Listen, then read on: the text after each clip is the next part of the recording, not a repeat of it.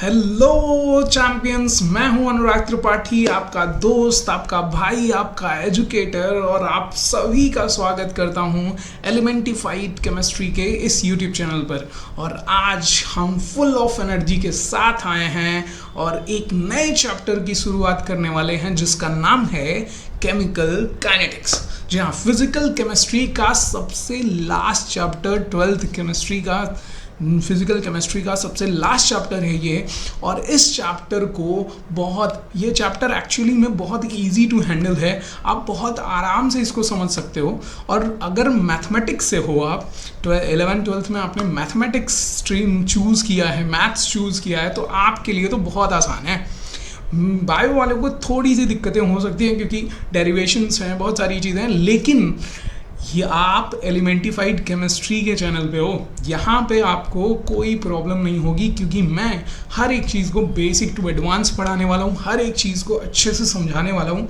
तो मैं ये गारंटी देता हूँ बायो वालों को भी कोई प्रॉब्लम नहीं होगी। और अच्छे से, मैंने कहा ना, ईजी टू हैंडल है। 5 से 6 नंबर इस चैप्टर का वेटेज है। आप अच्छे से उस 5-6 नंबर को गेन कर सकते हो अपने एग्ज़ाम में, ठीक है। बस आपको क्या करना है, जितने भी इसके लेक्चर्स आने वाले हैं, आगे आने वाले हैं, अभी तो ये इंट्रोडक्शन लेक्चर है, जितने भी लेक्चर्स आने वाले हैं वहाँ पे आपको बने रहना है, अपने बेसिक नीड्स को एक साथ लेके बैठना है और चीज़ों को, नोट्स जितने भी मैं बताते जा रहा हूँ, जितनी भी चीज़ें मैं बताऊँगा, उनके नोट्स बनाते जाने हैं। बाकी एनर्जी तो हम में भरी हुई है, आप में भी भरी हुई है, और लक्ष्य जो हमारा है वो धीरे धीरे हमारे करीब आता जा रहा है, करीब आता जा रहा है। तो आपको भी लग जाना है, क्योंकि लक्ष्य जो हमारा डेस्टिनेशन है, जो हमारा गोल है, उस पे एकदम हिट करना है और जोर से हिट करना है। अगर हिट कर ले गए तो वही आपकी जीत होगी, और उससे बड़ी खुशी की बात मेरे लिए कुछ नहीं होगी, ठीक है। बस आपको वही लगे रहना है, अपने गोल को, अपने उस टारगेट को एकदम लगाए रखना है निशाना। बाकी साथ में तो मैं हूँ ही, हर कदम पे साथ में हूँ, हर एक पॉइंट पे मैं आपको गाइड करता रहूँगा, चीज़ों को बताते रहूँगा। और इस चैप्टर के साथ मैं एक नई शुरुआत कर रहा हूँ, एक केमिकल काइनेटिक्स की। इस चैप्टर में बहुत सारी चीज़ें पढ़ने वाले हैं, बहुत सारी चीज़ें ऐसी भी हैं जो आपको मैं उतने अच्छे से बताने वाला हूँ, इतने अच्छे से बताने वाला हूँ कि आई थिंक अगर आपने ये चैप्टर पढ़ा भी होगा तो भी, ठीक है, उन चीज़ों को बहुत आराम से हैंडल कर सकते हो, ईजी टू अंडरस्टैंड, मतलब अच्छे से समझ सकते हो, ठीक है, क्योंकि समझना ज़्यादा ज़रूरी है, ठीक है। 12th केमिस्ट्री में हो आप, 12th क्लास में हो, और 12th क्लास में अगर चीज़ों को समझ के नहीं चलोगे तो कोई फ़ायदा नहीं है आपके पढ़ने का और चीज़ों को अच्छे से, या फिर मेरे पढ़ाने का, ठीक है। तो इसलिए चीज़ों को अच्छे से लेके चलेंगे। बहुत वेरिएशंस हैं इस चैप्टर में, बहुत सारा मैथमेटिकल चीज़ें भी हैं, लेकिन सब कुछ हूँ ना, तो मैं करके दिखाऊंगा आपको, क्लियर करके दिखाऊंगा एक एक पॉइंट। ओके, तो चलिए स्टार्ट करते हैं। एक बार कोड बोल दीजिए तो हो तैयार, करोगे वार। एनर्जी के साथ बोल दो तो हो तैयार, करोगे वार। चलिए तो स्टार्ट करते हैं इस चैप्टर को। आज हम इस चैप्टर में, अभी यहाँ पे मैं इस वीडियो में आपको बताने वाला हूँ कि क्या क्या चीज़ें हम इस चैप्टर में पढ़ने वाले हैं, क्योंकि मैंने पहले ही बताया है कि डेस्टिनेशन आपकी क्लियर होनी चाहिए, आपको पहुँचना कहाँ है। अगर रास्ता आपको, आपकी डेस्टिनेशन क्लियर है तो रास्ता सफ़र करना बहुत आसान हो जाता है, ठीक है। लेकिन डेस्टिनेशन ही क्लियर नहीं है, आपको जाना कहाँ है, तो आप रास्ता भटक जाओगे, बहुत आराम से भटक जाओगे, ठीक है। इसलिए आज की ये वीडियो डेस्टिनेशन है, ठीक है। डेस्टिनेशन में बताने वाला हूँ कि कौन कौन सी चीज़ें ऐसी हैं जो इस चैप्टर में हम पढ़ेंगे, ठीक है। उसके साथ साथ इस चैप्टर की इंपॉर्टेंस में बताने वाला हूँ, रेट ऑफ रिएक्शन, बहुत सारी चीज़ें ऐसी हैं जो सारी चीज़ें, ठीक है। ऐसे अभी यहाँ सब कुछ नहीं बता सकते ना, ठीक है। अभी यहाँ बताने लगेंगे तो आप कंफ्यूज होने लगोगे, या फिर आप अगर चैप्टर थोड़ा बहुत भी जान रहे हो तो कहोगे सारा बताओ, ठीक है। तो जस्ट चिल, थोड़ा सा सब्र रखिए, क्योंकि सब्र का फल क्या होता है, मीठा होता है मेरे दोस्त। ओके, चलिए तो स्टार्ट करते हैं आज का हमारा ये चैप्टर, केमिकल काइनेटिक्स, ठीक है। देख लेते हैं। वैसे बहुत सारी चीज़ें यहाँ पे लिखी हुई हैं, इंट्रोडक्शन में बहुत सारी चीज़ें मेंशन की हुई हैं, लेकिन थोड़ा आपस की बात करते हैं, थोड़ा चीज़ों को ऐड करते हैं। जैसे चैप्टर का नेम है क्या है, केमिकल काइनेटिक्स। इससे पहले इलेक्ट्रोकेमिस्ट्री खत्म किया, उसके पहले सॉल्यूशंस खत्म किया। अगर आपने उन वीडियोस नहीं देखी, उन चैप्टर को नहीं खत्म किया तो जरूर जाके देख लीजिए, चैप्टर को ख़त्म करके आइए। उसके साथ साथ मैंने शॉर्ट नोट्स भी बनाए, उसकी 2 शॉर्ट्स वीडियो अपलोड की हैं, ठीक है, उसको भी जाके देखिए, स्क्रीनशॉट लीजिए। अगर नहीं स्क्रीनशॉट नहीं ले सकते हैं तो मेरा टेलीग्राम ग्रुप ज्वाइन करिए, वहाँ से आपको शॉर्ट नोट्स भी मिल जाएंगे, आपको प्रॉपर नोट्स भी मिल जाएंगे, पीपीटी भी मिल जाएगी, इलेक्ट्रोकेमिस्ट्री की भी, सोल्यूशन की भी, ठीक है, सारी चीज़ें आपको वहाँ अवेलेबल हो जाएंगी। बस अब आपको क्या करना है, यहाँ पे कंसंट्रेट होना है, ठीक है, उन बातों को छोड़िए, अभी यहाँ कंसंट्रेट होइए, क्योंकि हमारा चैप्टर केमिकल काइनेटिक्स जो कि यहाँ पे स्टार्ट हो चुका है, एनर्जी के साथ आपको बने रहना है, आपको कंसंट्रेटेड रहना है, बस वो मैं चाहता हूँ। जैसी एनर्जी मेरी बनी हुई है वैसी एनर्जी आपकी रहनी चाहिए कि सर उड़ा दो, आज तो उड़ा दो सर, इस चैप्टर को आज ही ख़त्म करो, तुरंत ख़त्म कर दो, ठीक है। तो बस वही एनर्जी मुझे भी चाहिए आपसे, आपकी एनर्जी बनी रहेगी तो बस मैं उड़ा सकता हूँ, ठीक है, पूरे चैप्टर को ख़त्म कर सकता हूँ, अभी ख़त्म कर सकता हूँ, ठीक है। लेकिन अभी धीरे धीरे चलेंगे, मज़ा लेते हुए चलेंगे चैप्टर का, कि मज़ा नहीं लेने नहीं आए हैं, लेकिन फिर भी फील होना चाहिए भाई 12th केमिस्ट्री में हो, ठीक है, 12th की केमिस्ट्री पढ़ रहे हो, ठीक है। केमिस्ट्री देखो, यहाँ पे ये जो फिज़िकल केमिस्ट्री है, ठीक है, फिजिकल केमिस्ट्री, ऑर्गेनिक केमिस्ट्री, ये दोनों तो भाई अपनी है, ठीक है। ये बस इन पे वो कहते हैं ना कि इन पे एकदम वो लगा के रखा है, अपना रुमाल रखा है कि बस हमारा ही है, हम पढ़ेंगे इसको एकदम बेहतरीन तरीके से पढ़ेंगे। तो ऑर्गेनिक और फिजिकल के लिए एकदम बेफिक्र रहो, आपका भाई, आपका दोस्त, आपका ये एजुकेटर आपको कुछ नहीं होने देगा इन 2 में। इनऑर्गेनिक, ठीक है, छोड़ के नहीं जाऊंगा, कहीं से भी नहीं छोड़ के जाऊंगा। इनऑर्गेनिक में भी 2 चैप्टर हैं, डी एंड एफ ब्लॉक, ठीक है, उसके साथ साथ कोऑर्डिनेशन कंपाउंड बहुत अच्छे से क्लियर करूंगा, वो भी क्लियर करूंगा। ये नहीं है कि वो दोनों, वो तो एकदम उसमें चैंपियन वाला चीज़ है ना, ठीक है, ऑर्गेनिक और फिजिकल में। बाकी डी एंड एफ ब्लॉक और जो कोऑर्डिनेशन है ये भी हैं, बहुत अच्छे हैं, ठीक है, बहुत अच्छे चैप्टर, बहुत अच्छे से समझेंगे भी, ठीक है। बस आपको अच्छे से बने रहना है। क्लियर हुआ? चले सर, बोलते ही जा रहे हो, स्टार्ट नहीं कर रहे हो सर। अब थोड़ा वो क्यूरियोसिटी बढ़ रही है सर, बताओ ना चैप्टर में क्या है सर। तो चलिए बताते हैं, ठीक है। अब देख लो, नाम है केमिकल काइनेटिक्स। क्या नाम है भाई? केमिकल काइनेटिक्स, ठीक है। केमिकल भाई केमिस्ट्री, केमिकल रिएक्शंस, ठीक है, यानी रिएक्शंस की बात की जाती है। काइनेटिक्स का मतलब क्या होता है? काइनेटिक्स थोड़ा डायनेमिक्स से रिलेटेड है। भाई फिजिक्स में डायनेमिक्स पढ़ा है आपने, ठीक है, जो चीज़ें मोशन करती हैं, ठीक है, जो चीज़ें मूव करती हैं उनको डायनेमिक्स, ठीक है, उससे रिलेट करते हैं। या डायरेक्टली आप मोशन लिख सकते हो, ठीक है, मोशन, स्पीड, ये सब काइनेटिक्स के पार्ट हैं, ठीक है। ये सब किसके पार्ट हैं? काइनेटिक के पार्ट है, ठीक है। तो यही चीज़ हमें यहाँ पे पढ़नी है, रिएक्शन और रिएक्शन की स्पीड, ठीक है। इसी के बारे में पढ़ना है इस चैप्टर में कि रिएक्शन तो होते ही हैं, लेकिन वो रिएक्शन किस स्पीड से हो रहे हैं, कितना फास्ट हो रहे हैं, कितना स्लो हो रहे हैं, कैसे हो रहे हैं, इन सारी चीज़ों के बारे, कितना टाइम लग रहा है किसी रिएक्शन को कराने में, कितना देरी लग रही है किसी रिएक्शन को, किसी इंपॉर्टेंट, अगर मान लीजिए केमिकल कोई बनाना है तो उसको कितना टाइम लगेगा बनने में। ये सारी चीज़ें चैप्टर में हमें पढ़नी है, और इस जो चैप्टर हमें पढ़ना है वो है केमिकल काइनेटिक्स। मतलब इस पूरे केमिकल काइनेटिक्स में हमें यही चीज़ें पढ़नी है कि कोई भी केमिकल रिएक्शन कितना फास्ट होता है, कितना स्लो हो सकता है, या कितना, ठीक है, कितनी इसकी स्पीड होगी, ठीक है, सिंपली कितनी इसकी स्पीड होगी, ठीक है। मान लीजिए टाइम के साथ, भाई स्पीड क्या होता है? टाइम के साथ वेरिएशन। वैसा ही कि टाइम के साथ रिएक्शन कितना वेरी कर रहा है, कितना चेंज हो रहा है टाइम, भाई चेंज क्या होगा रिएक्शन में? रिएक्टेंट होंगे, प्रोडक्ट होगा, ठीक है। तो रिएक्टेंट और प्रोडक्ट में टाइम के साथ क्या चेंजिंग आ रही है, that is rate of reaction, ठीक है। उसी को रेट ऑफ रिएक्शन कहते हैं। और वही रेट ऑफ रिएक्शन मतलब रेट का मतलब क्या है? स्पीड ऑफ रिएक्शन, ठीक है, स्पीड ऑफ रिएक्शन। और उसी स्पीड ऑफ रिएक्शन के बारे में हमें इस चैप्टर में पूरा पढ़ना है, ठीक है। अब आप सोचोगे सर इसकी ज़रूरत क्या पड़ी सर, वैसे ही रिएक्शन कम था, रिएक्शन की मैकेनिज्म कम थी, ठीक है, इतने सारे आपने पीछे इलेक्ट्रोकेमिस्ट्री में बैटरीज बता दी, उसमें इतने सारे रिएक्शंस बता दिए, ये सब कम थे, आपने एक और ला के रख दिया ये केमिस्ट लोगों ने कि अब स्पीड भी पता करो, ठीक है, कितना तेज हो रहा है कितना धीरे हो रहा है। तो भैया पढ़ना पड़ेगा, ठीक है, क्योंकि ये भी इम्पोर्टेंट है।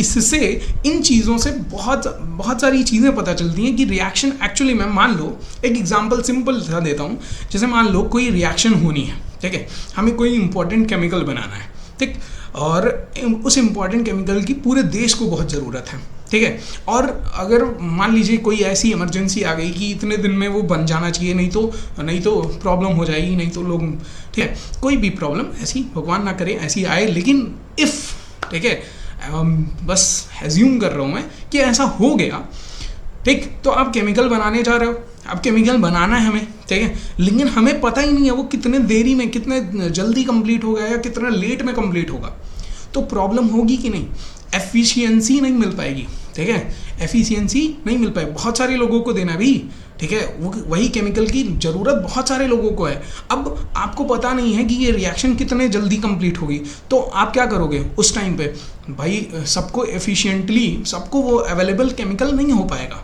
ठीक है, हो सकता है 4 दिन लग जाए, हो सकता है 5 दिन लग जाए, हो सकता है 1 साल लग जाए वो केमिकल बनने में, हमें पता नहीं है, तो हम कैसे कर सकते हैं, ठीक है। पैरासीटामॉल ही बनाना है मान लो, ठीक है, पैरासीटामॉल बनाने में हो सकता है जो बनाते हैं उनको पता होगा कि भाई इतना टाइम लगता है ये केमिकल रिएक्शन होने में, लेकिन अगर आपको नहीं पता है, बस चीज़ें बता दी गई कि हाँ ऐसे ऐसे बनता है, तो फिर कैसे आप जानोगे कि कितने टाइम बाद इस रिएक्शन को क्या कर देना है, रोक देना है, नहीं तो रिएक्शन हो सकता है वो रिएक्शन कहीं किसी और डायरेक्शन में चली जाए, ठीक है, और रिएक्शन किसी और डायरेक्शन में चली गई तो हो सकता है केमिकल कोई और बन जाए, ठीक है। तो इसलिए हमें ये जानना ज़रूरी है कि कितने टाइम में कोई रिएक्शन कंप्लीट हो सकती है, कितना रिएक्शन की स्पीड हो सकती है, ठीक है, और उस रिएक्शन की स्पीड को क्या हम बढ़ा घटा सकते हैं, ठीक है, ये भी पता करना है इस चैप्टर में, ये भी समझना है कि क्या हम रिएक्शन की स्पीड को बढ़ा सकते हैं, क्या हम रिएक्शन की स्पीड को घटा सकते हैं,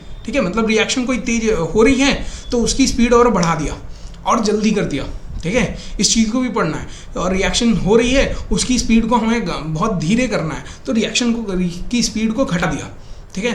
तो ये सारी चीज़ें इस चैप्टर में, इस केमिकल काइनेटिक्स में हम पढ़ते हैं, ठीक है, यही सारी चीज़ें पढ़नी है भाई, ठीक है।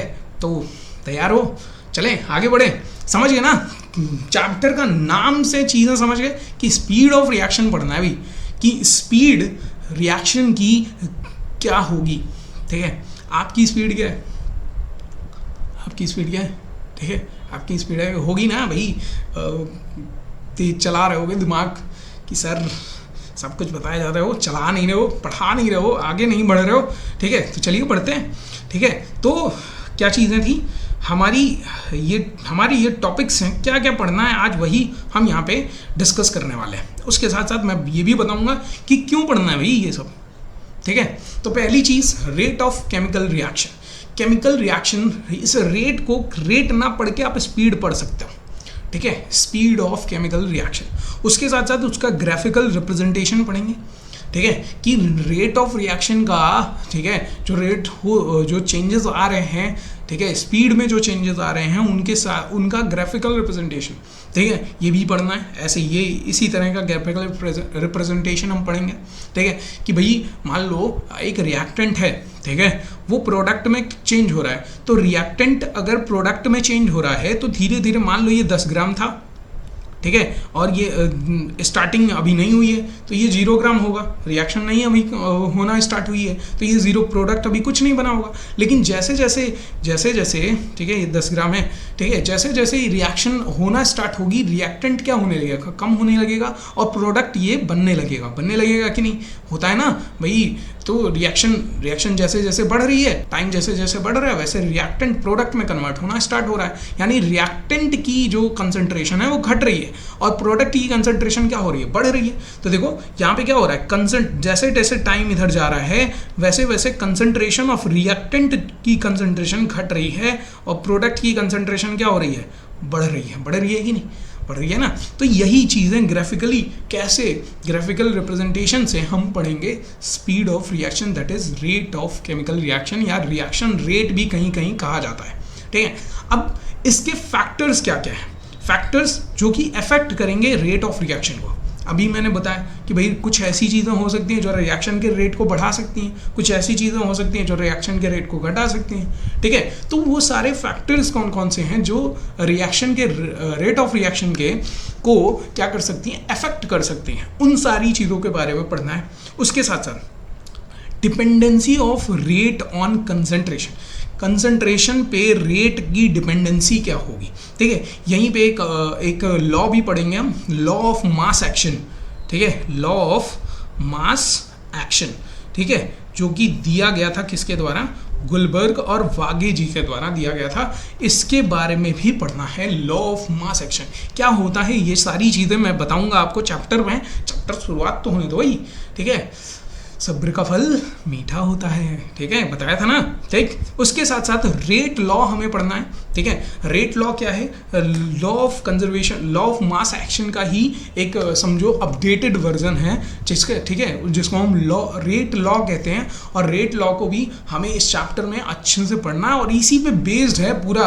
आगे की चीज़ें इसी पे बेस्ड हैं, ठीक है। जैसे रेट एक्सप्रेशन है यहाँ पे, ठीक है, तो रेट एक्सप्रेशन भी जो आएगा ये रेट लॉ से आएगा, ठीक है। उसके बाद रेट कांस्टेंट जिसको के से रिप्रेजेंट किया जाता है, ये रेट कांस्टेंट क्या होता है, इसको भी हम यहाँ पे पढ़ेंगे, इस चैप्टर में पढ़ेंगे, ठीक है। उसके बाद order of chemical reaction, order reaction भी कहते हैं। तो ऑर्डर ऑफ रिएक्शन क्या होगी, ये क्या होता है, इसको भी हम बताएंगे, ऑर्डर ऑफ रिएक्शन, ठीक है, जो कि माइनस में हो सकता है, प्लस में हो सकता है, ठीक है, सारी चीज़ों।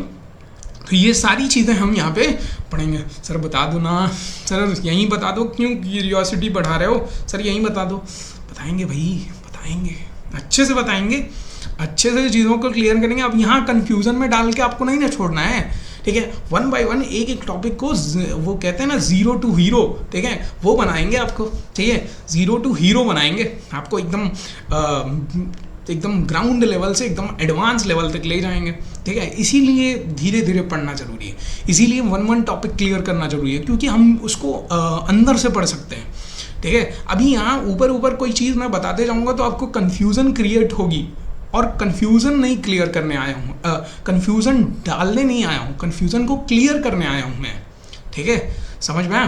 तो कन्फ्यूज़न हम आगे धीरे धीरे क्लियर करेंगे, बस आपको लेक्चर्स, हर एक लेक्चर को अटेंड करना है अच्छे से, ठीक है, क्लियर करना है चीज़ों को, क्लियर। उसके बाद फिर ये हमारा यानी मैथमेटिक वाले लोगों का सबसे इम्पोर्टेंट टॉपिक जिसको कहते हैं इंटीग्रेटेड रेट इक्वेशन, ठीक है। यहाँ थोड़ा सा यूज़ होगा इंटीग्रेशन का, ठीक है, बेसिक इंटीग्रेशन यूज़ होगा जो मैथमेटिक्स में है, ठीक है, वो जानते होंगे इंटीग्रेशन क्या होता है, ठीक है। तो थोड़ा सा इंटीग्रेशन का यूज़ करेंगे, जो बेसिक इंटीग्रेशन होती है। मैं आपको जो भी बायो वाले हैं, चिंता करने की ज़रूरत नहीं है, नो चिंता, ओके। मैं बताऊंगा आपको इंटीग्रेशन, बेसिक इंटीग्रेशन जो यहाँ पे यूज़ होगी वो उतना मैं आपको सिंपली, देखो ये इस चैप्टर में 2 चीज़ें इंपॉर्टेंट है अगर मैथमेटिकल पॉइंट ऑफ व्यू से देखें तो। एक तो इम्पॉर्टेंट है लॉग, ठीक है, किसी भी वैल्यू की लॉग और एंटी लॉग कैसे निकालते हैं, ठीक है, ये चीज़ मैं अलग से इसकी वीडियो में बनाऊंगा। उसके साथ साथ इंटीग्रेशन, बेसिक इंटीग्रेशन और डिफरेंशिएशन, ये भी मैं आपको समझाऊंगा, एक अलग वीडियो बना के हम समझाएंगे, क्योंकि आपके लिए ये दोनों चीज़ें इंपॉर्टेंट है, मैथमेटिकल चीज़ें हैं और इस चैप्टर के लिए भी इंपॉर्टेंट है, क्योंकि क्वेश्चंस नहीं आएंगे, क्वेश्चंस नहीं लगा पाओगे अगर आगे एक लॉ पढ़ेगा, अर्हीनियस इक्वेशन पढ़ेगा, ठीक है, उसके क्वेश्चन बिना एंटी लॉग के नहीं लगते, ठीक है, वहाँ एंटी लॉग आपको आना चाहिए, ठीक है, समझ में, ठीक, इतना चीज़ें समझ में आई। तो ये हमारा फेवरेट इंटीग्रेटेड, क्योंकि मैं भी मैथ से रहा हूँ, ठीक है, तो इंटीग्रेटेड रेट इक्वेशन ये हमारा फेवरेट था, ठीक है, अभी भी है, ठीक है, इसको पढ़ेंगे। फिर पढ़ेंगे हम ज़ीरो ऑर्डर रिएक्शन, क्या पढ़ेंगे, ज़ीरो ऑर्डर रिएक्शन पढ़ने वाले हैं। ज़ीरो ऑर्डर रिएक्शन क्या होता है, फर्स्ट ऑर्डर रिएक्शन क्या होता है, उसके साथ साथ इसी चैप्टर में मैं सेकेंड ऑर्डर रिएक्शन भी बताऊँगा आपको, रिएक्शन का सेकेंड ऑर्डर, nth ऑर्डर भी मैं बताऊंगा आपको, ठीक है, यहाँ पे मेंशन नहीं किया है, लेकिन nth ऑर्डर, ठीक है, जनरल ऑर्डर भी मैं बताऊंगा कि अगर आपको third order, fourth order reaction सब कुछ पता करना है तो उसके लिए जनरल इक्वेशन क्या होगा, कैसे होगा। जनरली एग्जाम्स में यही दोनों पूछे जाते हैं, जीरो ऑर्डर रिएक्शन या फर्स्ट ऑर्डर रिएक्शन, ठीक है, इनसे ही क्वेश्चन आता है, इनकी चीज़ों से ही क्वेश्चन आता है। एक बार कहीं nth ऑर्डर रिएक्शन के बारे में एक बार क्वेश्चन आ गया था, ठीक है, बोर्ड एग्जाम्स में ही आया था, सीबीएसई बोर्ड एग्जाम में पूछा गया था। तो कभी कभी क्वेश्चंस बन जाते हैं, ठीक है, एग्जामिनर के दिमाग में क्या चल रहा है, आप क्या जान रहे हो, ठीक है, या मैं कहाँ जान रहा हूँ, वो तो दे देगा, ठीक है। अब आप नहीं पढ़े हो तो हुए ठन ठन गोपाला, ठीक है, और पढ़े हो तो ऑब्वियस सी बात है आप पूरा, हाँ सर आई डन इट, ये करते आओगे, ठीक है, समझ में आ रही बात, ये करते आओगे, नहीं किए हो तो वही ठन ठन गोपाला होंगे, ठीक है, समझ रहे हो। तो ये सारी चीज़ें, इसलिए सारी चीज़ें पढ़ना मेरा काम है आपको पढ़ाना, आपका काम है आपको पढ़ना, ठीक है। Half life first order reaction की, जीरोथ ऑर्डर रिएक्शन की हाफ लाइफ भी पढ़ेंगे, ठीक है। हाफ लाइफ क्या होता है? हाफ लाइफ तो मतलब जैसे मान लो रिएक्शन अभी बताया ना कि रिएक्शन हो रही है, आर से रिएक्टेंट से प्रोडक्ट बन रहा है। अब रिएक्टेंट से प्रोडक्ट बनने में मान लो कि 60 साल लग रहे हैं, ठीक है। सर 60 साल में कौन सी रिएक्शन होता है? अरे बहुत सारी रिएक्शन हैं 60 साल में होती हैं भाई। आप जानते हो कि बहुत सारे प्लांट्स और ये वुड जो होता है वो बरी होके, ठीक है, 100 ईयर्स लग जाते हैं, 1000 ईयर्स लग जाते हैं इनको पेट्रोल बनने में, वो भी तो रिएक्शन है। डायमंड का फॉर्म होता है, ठीक है। बहुत सारी चीज़ें हैं ऐसी, केमिकल रिएक्शंस तो ऐसी होती हैं जो कई साल लग जाते हैं भाई। अभी आप वो ले लो, आयरन ले लो, आयरन में रस्टिंग होती है, रस्टिंग होती है ना, वो भी टाइम लगता है, कई महीने लग जाते हैं रस्टिंग लगने में, वो भी तो एक केमिकल रिएक्शन है। समझ में आ रही बात? तो ऐसे नहीं, ये ज़रूरी नहीं है कि 15 मिनट में, 20 मिनट में, आधे घंटे में रिएक्शन हो जाएगी, बहुत टाइम लगते हैं रिएक्शंस होने में, ठीक है। अभी बताऊंगा कि ये वाली रिएक्शन करनी है कि नहीं करनी है, ठीक है। चलिए, तो रिएक्टेंट से प्रोडक्ट बनने में मान लीजिए 60 साल लग रहे हैं, ठीक है। तो इसका 60 साल लग रहे हैं तो इसकी हाफ, मतलब पूरी लाइफ जो है वो 60 साल की है, यानी इसकी आधी लाइफ कितनी होगी? 30 ईयर्स की। तो यही जो रिएक्शन, किसी भी रिएक्शन के कंप्लीट होने का जो टाइम होता है उसको, उसके आधे टाइम को, यानी जब रिएक्शन आधा कंप्लीट हुआ हो तो उस टाइम को हाफ लाइफ कहा जाता है। रिएक्शन जब क्या हुआ हो, आधा कंप्लीट हुआ हो, ठीक है, 50% कंप्लीट हुआ हो, तो उस टाइम को क्या कहते हैं? हाफ लाइफ कहते हैं। और वो हमें पढ़ना है फर्स्ट ऑर्डर रिएक्शन का। उसके साथ साथ मॉलिक्यूलैरिटी ऑफ द रिएक्शन, कि कितने मॉलिक्यूल्स रिएक्शन कर रहे हैं, किसी रिएक्शन में कितने मॉलिक्यूल्स एक्चुअली में रिएक्शन कर रहे हैं एक दूसरे के साथ, तो वो बताता है मॉलिक्यूलैरिटी ऑफ द रिएक्शन। उसके साथ साथ temperature dependency of the rate of reaction. Rate of reaction में टेम्परेचर का डिपेंडेंसी क्या होती है? टेम्परेचर डिपेंडेंट होते ही हैं, बहुत सारे रिएक्शंस ऐसे हैं जो टेम्परेचर डिपेंडेंट होते हैं भाई। आप सिंपल एग्जांपल लो, मैं 12th क्लास में था, ठीक है, और कोई रिएक्शन करने को हमको दी गई, हमें लैब में ले जाया गया था, ठीक है, और हम गए वहाँ पे, तो रिएक्शन कोई करने को दी गई और रिएक्शन मैं कर ही रहा था कि वो रिएक्शन कंप्लीट नहीं हो रही थी, ठीक। तो हमारी जो मैम थी उनसे हमने पूछा कि भाई सर मैम ये मेरी वाली रिएक्शन ये हो नहीं रही है, ठीक है। तो उन्होंने सिंपली कहा कि जाके इसको बर्नर के पास रख दो और थोड़ा देर हीट कर दो, ठीक है। और जैसे ही वो हीट किया हमने, तुरंत वो रिएक्शन कंप्लीट होने लगी, धीरे धीरे वो रिएक्शंस होने लगी, ठीक है। मतलब क्या था कि आप, या फिर ऐसे यूजुअल एग्जाम्पल देते हैं जो आपके, ठीक है। मान लो दो लोगों के बीच लड़ाई हो रही है, ठीक है। अब लड़ाई हो रही है, ठीक है, आप थोड़ा सा हीट कर दो, ठीक है, जाके घी डाल दो, कहते हैं ना कि आग में घी डालने का काम करता हूँ, ठीक है। अब दो लोगों के बीच लड़ाई हो रही है, आपने जाके थोड़ा सा घी डाल दिया, अपना मिर्च मसाला लगा दिया, अब हीट होंगे, ठीक है। अब दोनों तरफ से हीट होंगे, लड़ाई और तेज़ी से होगी कि नहीं, और बढ़िया वाली लड़ाई होगी कि नहीं, होगी ना। ऐसा काम करना नहीं चाहिए, करते हो तो बहुत बुरी बात है, ठीक है। लेकिन मैं रिएक्शन के टर्म में बता रहा हूँ, ठीक है। समझिए कि हीट होंगे तो और तेज रिएक्शन करेंगे, लड़ेंगे कि नहीं, लड़ेंगे ना, ठीक है। तो आपने क्या किया भाई, टेम्परेचर बढ़ा दिया, आपने दोनों तरफ कुछ लगा दिया जिसकी वजह से टेम्परेचर बढ़ा, और टेम्परेचर बढ़ा तो रिएक्शन तेजी से होने लगी। तो यही चीज़ यहाँ पे समझनी है कि temperature dependency rate of reaction यानी जो रिएक्शन बहुत धीरे धीरे हो रही थी, ठीक है, बहुत आराम से हो रही थी, उस पर आपने टेम्परेचर जैसे ही बढ़ा दिया तो वो रिएक्शन बहुत तेज़ी से होने लगी, ठीक है, समझ में आ रही बात। तो आपने आग में घी का काम कर दिया, ठीक है, हीट दे के, ठीक। फिर आते हैं, ये टेम्परेचर डिपेंडेंस हो गया। फिर आते हैं इफेक्ट ऑफ कैटलिस्ट। कैटलिस्ट क्या होते हैं, 10th से पढ़ते आ रहे हो, ठीक है, जो which enhance the rate of reaction, speed of reaction, ठीक है, सब बताते हैं ना, ठीक। तो वही चीज़ है कि कैटलिस्ट, ठीक है, जो कि आपके रिएक्शन के रेट को इन्हांस कर देता है, बढ़ा देता है, ठीक है, बढ़ा देगा। 95% ऑफ द केसेस में रिएक्शन के रेट को बढ़ाता है। जैसे आपके बॉडी में डाइजेशन होता है तो वहाँ भी एंजाइम्स होती हैं, एंजाइम्स कैटलिस्ट का काम करती हैं। किसका काम करती हैं? कैटलिस्ट का। तो आपके फूड को क्या करती हैं? डाइजेस्ट करने में हेल्प करती हैं, तो एंजाइम्स, ठीक है, वो भी कैटलिस्ट हैं, बायोकेमिकल कैटलिस्ट कहते हैं उनको, ठीक है, समझ में आ रही बात। उसके बाद ये सारे कैटलिस्ट के इफेक्ट पढ़ने, ये भी इंपॉर्टेंट है, ठीक है, ये भी इंपॉर्टेंट है आपके लिए, बहुत सारी चीज़ें हैं इसमें, ठीक है। उसके बाद हमें पढ़ना है अर्हेनियस इक्वेशन और कोलिजन थियोरी, ठीक है, ये इंपॉर्टेंट मैंने बताया। अर्हेनियस इक्वेशन, ये इक्वेशन वो वाला नहीं है जो, ठीक है, अर्हेनियस, ठीक है, अर्हेनियस एक 10th क्लास में पढ़ा था हमने, एसिड बेस कॉन्सेप्ट, ठीक है, वो वाले अर्हेनियस, वो अर्हेनियस कॉन्सेप्ट नहीं है, ये अर्हेनियस इक्वेशन है, ठीक है। और ये अर्हेनियस इक्वेशन और ये कोलिजन थियोरी, ठीक है, ये रिलेट करती है आपके पूरे केमिकल रेट ऑफ रिएक्शन से, ठीक है। एक्टिवेशन एनर्जी यहाँ पे क्या होती है, यहाँ पे एक्टिवेशन एनर्जी आएगी। कोलिजन थियोरी एक अपडेटेड फॉर्म है, ठीक है, अर्हेनियस इक्वेशन का ही, ठीक है।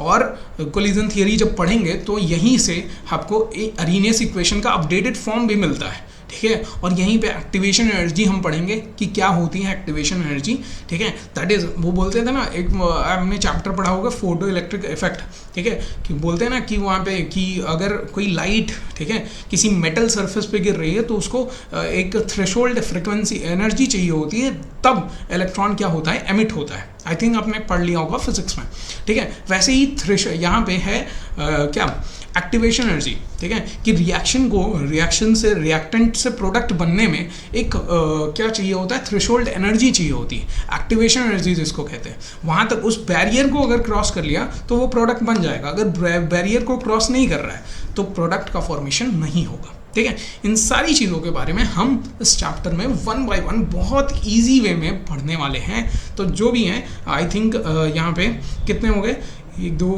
3 4 5 6 7 8 इधर, 9 10 11 12 13 14 15 से 16 ऐसे टॉपिक्स, मेन टॉपिक्स हैं जो आपको इस चैप्टर में पढ़ने हैं। देखो मैं बहुत ज़्यादा समराइज़ कर दिया हूँ चीज़ों को, लेकिन इन 16 टॉपिक्स को आपने अच्छे से क्लियरली, देखो मैं चैप्टर जब पढ़ाते जाऊँगा ना तो इम्पोर्टेंस ऑफ द टॉपिक भी बताते जाऊँगा कि किस टॉपिक की कितनी ज़्यादा इंपॉर्टेंस है, कौन सा ऐसा टॉपिक है जहाँ से आप नंबर अच्छे गेन कर सकते हो, जहाँ से क्वेश्चन ज़्यादा प्रीवियस ईयर में पूछे गए हैं, ठीक है। ये सारी चीज़ें मैं चैप्टर के साथ ही आपको 1 by 1 बताते जाऊँगा, जैसे जैसे मैं टॉपिक्स एक्सप्लेन करूँगा आपको चीज़ें क्लियर करते जाऊँगा, ओके। तो चले आगे बढ़ें।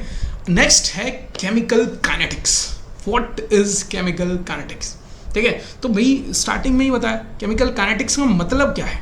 केमिकल काइनेटिक्स का मतलब है, सिंपल सा मतलब है कि स्पीड, ठीक है, स्पीड ऑफ रिएक्शन।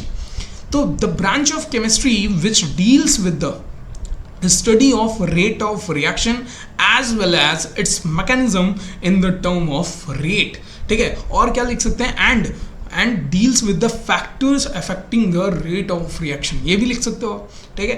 तो ऐसी ब्रांच ऑफ केमिस्ट्री जहाँ पे हम किसके बारे में पढ़ते हैं, हम पढ़ते हैं रेट ऑफ यानी स्पीड ऑफ रिएक्शन के बारे में पढ़ते हैं, ठीक है, कि रिएक्शन की एक्चुअली स्पीड क्या होगी, उसका मैकेनिज्म क्या होगा, ठीक है, in the terms of rate, ठीक है। रेट इसका मतलब क्या है, टर्म मतलब रेट के टर्म में हम समझेंगे कि किस तरह से रिएक्टेंट क्या हो रहा है, कंज्यूम हो रहा है और प्रोडक्ट का फॉर्मेशन कर रहा है, ठीक है। ये होता है मैकेनिज्म।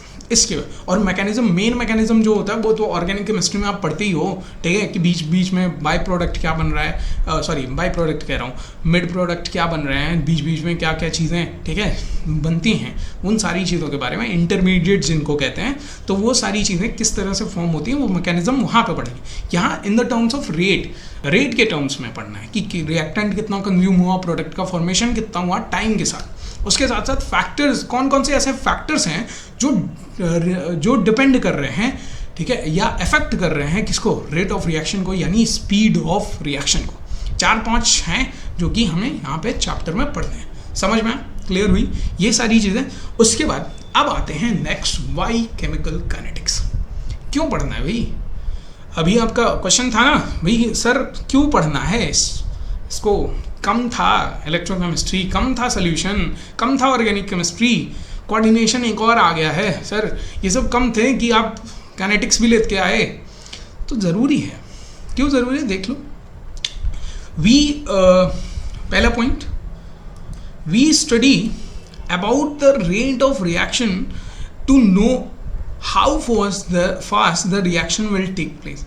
हम रेट ऑफ रिएक्शन इसीलिए जानते हैं, इसीलिए हमें जानना ज़रूरी है क्योंकि हम इससे जानना चाहते हैं कि रिएक्शन कितना फास्टली हो रही है, ठीक है, या कितना स्लोली हो रही है, ठीक है, फास्टली और स्लोली, ठीक है, कितना तेज़ी से हो रही है। भाई बहुत सारी रिएक्शंस होती हैं विद इन अ सेकेंड्स हो जाती हैं, बहुत सारी ऐसी रिएक्शंस हो जो टाइम लगता है, अच्छा खासा टाइम लगता है, ठीक है, तो उनके बारे में कितना उनमें टाइम लग रहा है, कितनी उनकी स्पीड है, ये सारी चीज़ें जानने के लिए हम पढ़ते हैं केमिकल काइनेटिक्स, ठीक है। उसके साथ साथ reactions, rate of reactions helps in making important chemicals more efficiently.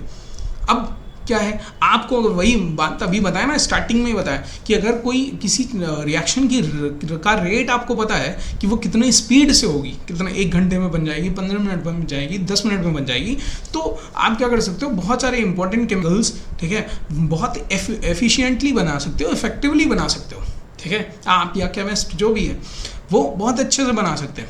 इसीलिए केमिस्ट जो थे या साइंटिस्ट जो थे उनको ये आइडिया आया कि क्यों ना हम क्या करें, रेट ऑफ रिएक्शन भी फाइंड आउट करना सीखें, ठीक है, रेट ऑफ रिएक्शन भी फाइंड आउट करें, ठीक है। लेकिन हर एक रिएक्शन का rate of reaction find out करना थ्योरेटिकली पॉसिबल नहीं है, ठीक है। अभी नेक्स्ट स्लाइड में ये भी बताऊंगा क्यों पॉसिबल नहीं है, क्या रीजंस है उसके, ठीक है। अब उसके बाद थर्मोडायनेमिक्स आपने पढ़ा था 11th केमिस्ट्री में, ठीक है।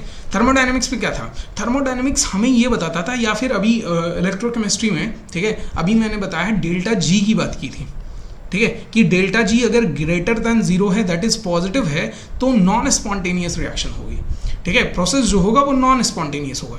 डेल्टा जी की वैल्यू अगर लेसर देन 0 है, दैट इज निगेटिव है, ठीक है, तो वो कंडीशन होती है स्पॉन्टेनियस की, ठीक है, फिजिकल रिएक्शन होती है, ठीक है। और डेल्टा जी की वैल्यू अगर 0 के इक्वल है तो ये इक्विलिब्रियम की कंडीशन होती है, ठीक है। तो ये थर्मोडायनेमिक्स हमें बताता है, ठीक है भाई। थर्मोडायनेमिक्स में बताया गया था ना कि कोई रिएक्शन होती है तो वो हीट या तो निकालती है या तो, ठीक है, गेन करती है, ठीक, तो वही चीज़ है, ठीक है, वही चीज़ उसी के बेसिस पे डेल्टा जी निकाला गया, और डेल्टा जी ये बताता है कि स्पॉन्टेनिटी, रिएक्शन स्पॉन्टेनियस है कि नहीं है। तो ये केवल इतना ही बताता है कि रिएक्शन स्पॉन्टेनियस है, फिजिबल है या नहीं है, ठीक है, वो भी according two gives free energy. लेकिन रिएक्शन कितना तेज हो रही है, कितना फास्ट हो रही है, कितने टाइम में कंप्लीट हो जाएगी, ये सारी चीज़ें थर्मोडायनेमिक्स हमें नहीं बताता है। ये केवल एनर्जी की बात करता है, ठीक है, ये केवल किसकी बात कर रहा है, एनर्जी की बात कर रहा है। भाई समझ में आ रही बात, समझ में आ रहा है, पल्ले पड़ रहा है, नहीं पड़ रहा है तो नहीं पड़ रहा है। फिर से बताऊं, मैंने क्या कहा भाई, थर्मोडायनेमिक्स ये बता रहा है कि रिएक्शन होगी कि नहीं होगी, परफॉर्म होगी कि नहीं होगी, बस इतना सा बता रहा है। डेल्टा जी की वैल्यू अगर ग्रेटर देन 0 है तो पॉजिटिव हो, यानी डेल्टा जी पॉजिटिव होगा तो स्पॉन्टेनियस नहीं है, नॉन स्पॉन्टेनियस है, फिजिबल नहीं है, रिएक्शन नहीं होगी, आपको एनर्जी देनी पड़ेगी बाहर से, ठीक है, रिएक्शन करवाने के लिए। लेकिन अगर डेल्टा जी निगेटिव है, इसका मतलब स्पॉन्टेनियस रिएक्शन है, और स्पॉन्टेनियस है तो वो तुरंत अपने आप होने लगेगी रिएक्शन।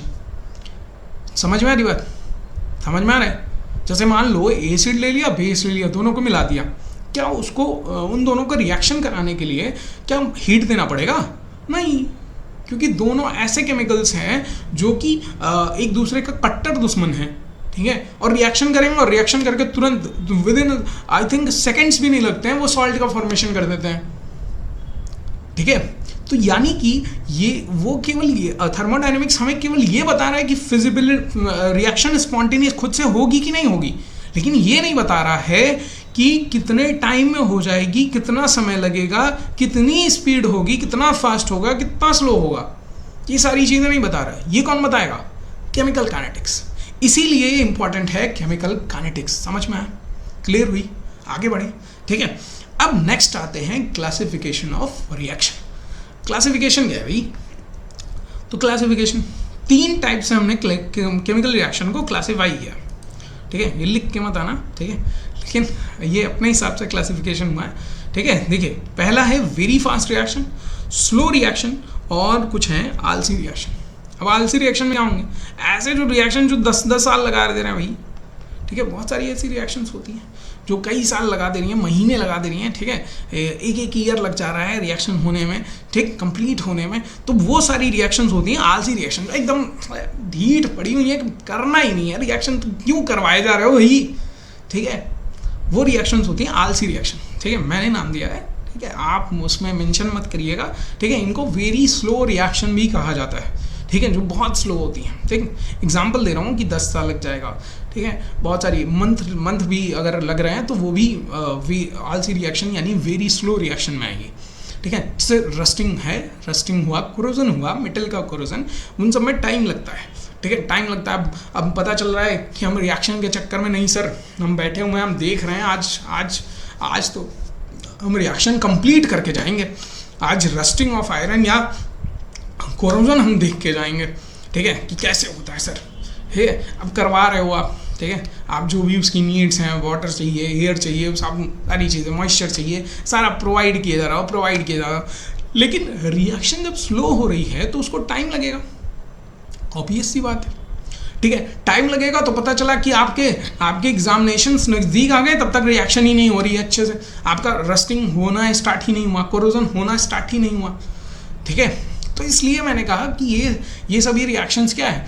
आलसी रिएक्शंस है, और ऐसी रिएक्शंस को हमें यहाँ इस चैप्टर में नहीं पढ़ना, ठीक है। मैंने कहा ना कि भाई ऐसी रिएक्शन पकड़ लोगे तो पता चला आपके एग्जाम्स आ गए और तब तक रिएक्शंस ही हो रही हैं। तो इन रिएक्शंस के बारे में हमें नहीं पढ़ना है, आलसी रिएक्शंस के बारे में हमें नहीं पढ़ना है, क्योंकि हमें आलसी नहीं बनना है, हमें तो एनर्जी के साथ रहना है भी, ठीक है। तो जो भी ऐसी रिएक्शंस होती हैं जो लॉन्ग टाइम लेती हैं, लॉन्ग टाइम टू कंप्लीट, ठीक है, जो लॉन्ग टाइम लेती हैं कंप्लीट होने के लिए, वो सभी रिएक्शंस आती हैं इसमें, किसमें आती हैं? वो सभी रिएक्शंस आती हैं वेरी स्लो रिएक्शन में, और इसलिए वेरी स्लो रिएक्शंस हमें नहीं पढ़ने हैं, ठीक है। वेरी स्लो रिएक्शंस हम नहीं पढ़ेंगे, ठीक। वेरी फास्ट रिएक्शंस, ठीक है, बहुत सारी ऐसी रिएक्शंस जो सेकंड्स में हो जाती हैं। सेकंड्स में क्या, बहुत जैसे अभी बताया एक रिएक्शन की एसिड को जब बेस से रिएक्शन कराया जाता है, ठीक है, तो सॉल्ट बनता है, ठीक है। और ये एक्सपेरिमेंटली फाइंड आउट है कि ये 10⁻⁻12 सेकेंड्स या 10⁻⁻15 सेकेंड्स लगते हैं इसको कंप्लीट होने में। सोचो, 1 सेकंड में नहीं लग रहा है, ठीक है, 1 सेकंड भी नहीं लग रहा है कंप्लीट होने में। तो ये बहुत फास्ट रिएक्शंस है, पकड़ ही नहीं पाओगे आप, ठीक है, बहुत फास्ट रिएक्शंस है, पकड़ ही नहीं पाओगे आप, ठीक है, समझ रहे हो। तो ऐसी रिएक्शंस जो बहुत फास्ट रिएक्शंस हैं जिनको आप पकड़ नहीं सकते, ठीक है, जो हमारे एकदम वो कह सकते हैं ना कि हमारे कंट्रोल में नहीं है, हम उसको कैच नहीं कर सकते, उन रिएक्शंस को भी नहीं पढ़ना है। तो 2 तो कैंसिल आउट हो गए कि ना तो एकदम स्लो वाले को पढ़ना है, ना तो एकदम फास्ट वाले को पढ़ना है, हम बीच वाले में रहेंगे, ठीक है। किस में रहेंगे? बीच वाले में, यानी हमें स्लो रिएक्शंस पढ़नी है। कौन सी रिएक्शंस पढ़नी है? स्लो रिएक्शंस पढ़नी है, ठीक है, समझ में? स्लो रिएक्शन, अब स्लो का मतलब ये नहीं है कि एकदम, ठीक है, वेरी स्लो रिएक्शंस वो थी जो भाई 1-1 महीने, 2-2 महीने, 3-3 महीने, 6-6 महीने लग जा रहे थे रिएक्शंस होने में, ठीक है, ठीक। तो आप कहते सर आज सैटरडे है, सर आज सैटरडे नाइट, ठीक है, सैटरडे नाइट, शनिवार राती, हैं, वो करना है सर, पार्टी करनी है, ठीक है, जाना है, यहाँ जाना है, कल संडे है सर, फिर 10 बजे तक 12 बजे तक सोना है सर। सर इतना टाइम नहीं है कि आलसी रिएक्शन को लेके बैठे सर, ठीक है। तो मैं कहाँ कह रहा हूँ कि लेके बैठो, मत बैठो, ठीक है। आपको ये रिएक्शन इस चैप्टर में नहीं पढ़नी है, वेरी स्लो रिएक्शन। आपको पढ़ना है स्लो रिएक्शन, जो मॉडरेट भी कह सकते हो इनको, ठीक है, जो क्या होती हैं मॉडरेट रिएक्शंस होती हैं, उनको पढ़ना है। जो जैसे 10-15 मिनट लग गया कोई रिएक्शन होने में, ठीक है, आप हीट करवा रहे हो, ठीक है, थोड़ा टाइम दे दिया आपने, आधे घंटे लग गए, 1 घंटे लग गए, 2 घंटे लग गए, 1 दिन लग गया, ठीक है, 1 दिन लग गया रिएक्शन होने में, तो वो मॉडरेट रिएक्शन में आएंगे। किस में आएंगे? मॉडरेट रिएक्शंस में आएंगे। और इनको इस चैप्टर में we will study about these type of reaction। इसी तरह की रिएक्शंस को हमें इस चैप्टर में क्या करना है, पढ़ना है। समझ में आया? क्लियर हुई बात? तो ये सारी रिएक्शन वेरी फास्ट रिएक्शन भाई हमारे, ठीक है, पकड़ में नहीं आएंगी। और ये तो इतना लेट हो रही है कि हम, ठीक है, हमारे एग्जाम खत्म हो जाएंगे तब तक रिएक्शन होती रहेंगे। पता चला कि एग्जाम खत्म हो गए और हम रिएक्शंस पे ही बैठे हैं और रिएक्शन ही नहीं कंप्लीट हुई है, ठीक है। IIT JEE का एग्जाम ही निकल गया और हम रिएक्शन पे ही बैठेंगे, रिएक्शन आज समझ लेंगे तभी जाएंगे, ठीक है। तो ये इन रिएक्शंस के बारे में हमें नहीं पढ़ना है, ना तो वेरी फास्ट ना तो वेरी स्लो। समझ में आया? तो मॉडरेट रिएक्शंस यहाँ पे हम पढ़ेंगे, क्योंकि मॉडरेट रिएक्शंस को थ्योरेटिकली, ठीक है, थ्योरेटिकली हम क्या कर सकते हैं, निकाल सकते हैं, इनकी स्पीड फाइंड आउट कर सकते हैं। समझ में आने पर इनकी मॉडरेट रिएक्शंस की स्पीड, टाइम, कितना टाइम लग रहा है इनको कंप्लीट होने में, ये सारी चीज़ें हम फाइंड आउट कर सकते हैं। इसलिए हमें इन्हीं रिएक्शंस के बारे में पढ़ना है। क्लियर हुआ? आगे बढ़े। समझ में आ गया ना भाई? समझ में आ गया तो आसान हो गई चीज़ें, ठीक है। ऐसे ही धीरे धीरे आसान होते जाएंगे, समझते जाओगे आप कि भाई करना क्या है इस चैप्टर में, ठीक है। और मैं बता रहा हूँ कि सारे लेक्चर्स आपने कंप्लीट कर लिए हैं तो 5 से 6 नंबर जो भी इस चैप्टर का है, जो भी वेटेज है, वो कहीं नहीं गया है। प्रीवियस ईयर क्वेश्चंस जो भी होंगे मैं आपको इंक्लूड करते, बीच में इंक्लूड करते जाऊंगा, बताते जाऊंगा कि कहाँ यहाँ से प्रीवियस ईयर क्वेश्चन आया था, यहाँ से प्रीवियस ईयर क्वेश्चन आया था। इंटीग्रेटेड रेट इक्वेशन से रिलेटेड बहुत सारे मैं न्यूमेरिकल्स लगवाने वाला हूँ इस चैप्टर में, क्योंकि वहाँ से बहुत सारे क्वेश्चन आते हैं, ठीक है। चाहे आप कंपटीशन एग्जाम्स ले लीजिए, चाहे बोर्ड एग्जाम्स ले लीजिए, वो मेरा फेवरेट टॉपिक इसीलिए क्योंकि वहाँ से क्वेश्चन बनते हैं ज़्यादा। समझ में आया ना? ठीक है, तो आगे बढ़े। अब आता है रेट ऑफ रिएक्शन, ठीक है। तो मैं तो सोच रहा था कल बताऊं, ठीक है, नेक्स्ट वीडियो में बताते हैं रेट ऑफ रिएक्शन। कि बता दें आप क्यूरियस हो, एकदम क्यूरियोसिटी लेके बैठे हो तो चलो बता ही देते हैं, ठीक, बता ही देते हैं। थोड़ा सा तो आपके दिमाग में रख ही दें कि भाई रेट ऑफ रिएक्शन होती क्या है, ठीक है। तो अभी मैंने बताया कि मान लो ये रिएक्टेंट है, ठीक है। भाई आप भी क्यूरियस हो, उम्मीद लेके आए हो सर कुछ आज बताएंगे, बहुत नया बताने वाले हैं कुछ, ठीक है। तो रिएक्टेंट ये है प्रोडक्ट, ठीक है। अब रिएक्टेंट और प्रोडक्ट दोनों चीज़ें हैं, ठीक है। अब क्या हो रहा है कि भाई हमने ले लिया टाइम 0 सेकेंड, ठीक है। इस टाइम पे मान लो हमने लिया था इसको 50 ग्राम रिएक्टेंट लिया था, ठीक है। अब 50 ग्राम रिएक्टेंट लिया है तो ये प्रोडक्ट अभी 0 ग्राम ही बना होगा, क्योंकि भाई रिएक्शन अभी स्टार्ट ही नहीं हुआ, टाइम शुरू ही नहीं हुआ। मान लो टाइम स्टार्ट हो गया, टाइम हो गया 10 सेकेंड, ठीक है। 10 सेकेंड कंप्लीट हो गए, तो 10 सेकेंड कंप्लीट होने पे मान लीजिए कि रिएक्टेंट अब 30 ग्राम ही बचा, ठीक है। कितना बचा? 30 ग्राम। तो प्रोडक्ट कितना बन गया होगा भाई? तो प्रोडक्ट 20 ग्राम बन गया होगा, ठीक है, बन गया होगा ना। क्यों बना होगा सर ऐसे कैसे आप 20 ग्राम कैसे बना दिए सर? हो सकता है इसके 10 ग्राम से इसका केवल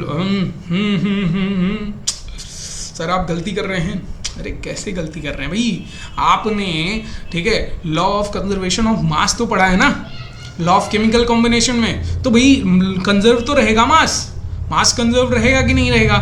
रहेगा, तो ऑब्वियस सी बात है कहाँ से गलत हूँ मैं, नहीं हूँ, ठीक है। तो 10 ग्राम, फिर टाइम थोड़ा सा और बढ़ा दिया, 20 सेकंड कर दिए, तो 10 सेकंड में अगर 20 ग्राम गया था तो फिर 10 सेकंड में मान लीजिए अब 10 ही ग्राम बचा, ठीक है। अब इसके कितने हुए, 40 ग्राम हो गए कि नहीं। फिर 25 सेकंड हुआ, 25 सेकंड में मान लो इसके फिर से जो 10 ग्राम थे वो भी चले गए, 0 ग्राम बचा, और इसके कितने हो गए, 50 ग्राम बच गए, बन गए। तो क्या हो रहा है, नीचे आते हुए देखो कि जैसे जैसे टाइम बढ़ रहा है, जैसे जैसे टाइम इंक्रीज हो रहा है, वैसे वैसे रिएक्टेंट क्या हो रहा है, डिक्रीज हो रहा है।